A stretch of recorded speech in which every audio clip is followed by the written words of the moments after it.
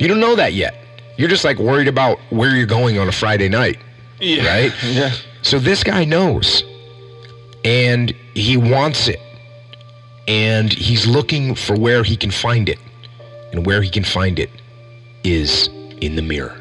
Yeah. That's where it is. Yeah. So do it, brother. Good luck. Get on the path and stay on the path. Yeah, and that's going to be beneficial when you do that. I'm harshly maintaining that, like, not knowing the value is a big thing. It's kind of like, okay, so back to my credit thing. There is a point at the end where, okay, so like, I don't know, 10 years ago or whatever, I repaired my credit. My credit was repaired. I went through, it was painstaking, not fun stuff. Yep.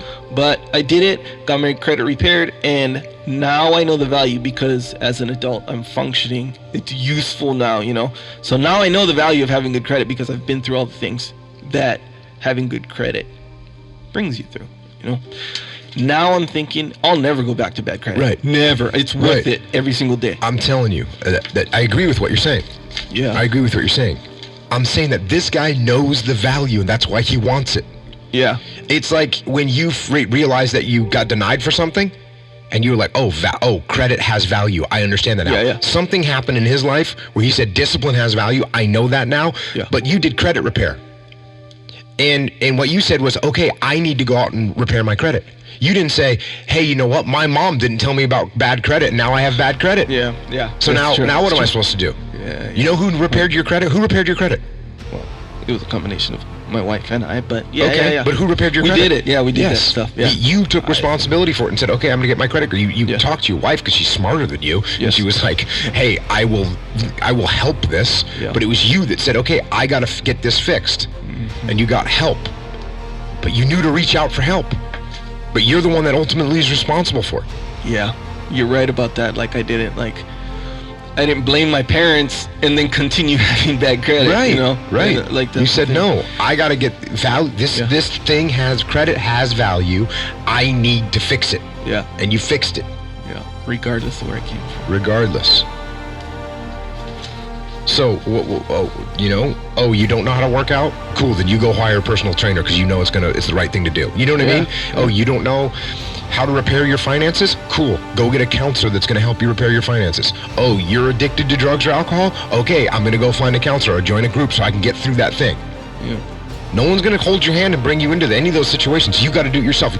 Telling your story and putting in the reps on how to tell your story. So it was the recruiting era for me when I started becoming like the Navy SEALs needed more blacks in the SEAL teams.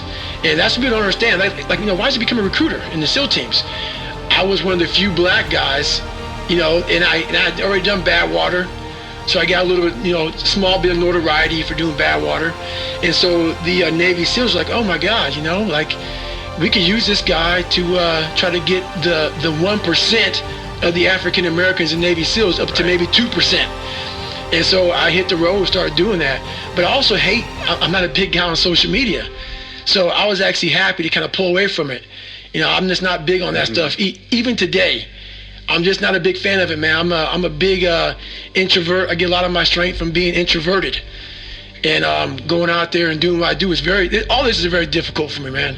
All of it. Yeah, it's funny when you say you're introverted because you're so good, when it comes to sharing your story, and it's so compelling. And, there's a lot of people out there, like, they're quote unquote, like influencers or whatever, who'd be like, wow, like this guy's got, I don't know, what do you have, like 600,000 plus on Instagram or something like that. Yeah. And for somebody you're averse to it, you don't like it, you hate it, you only post once in a while, you don't really advertise what you're doing at all, but you've grown this huge following of people who are super interested in what you're doing. Well, I think it's important to do things you don't like, and I was very ashamed of my life story for a long time.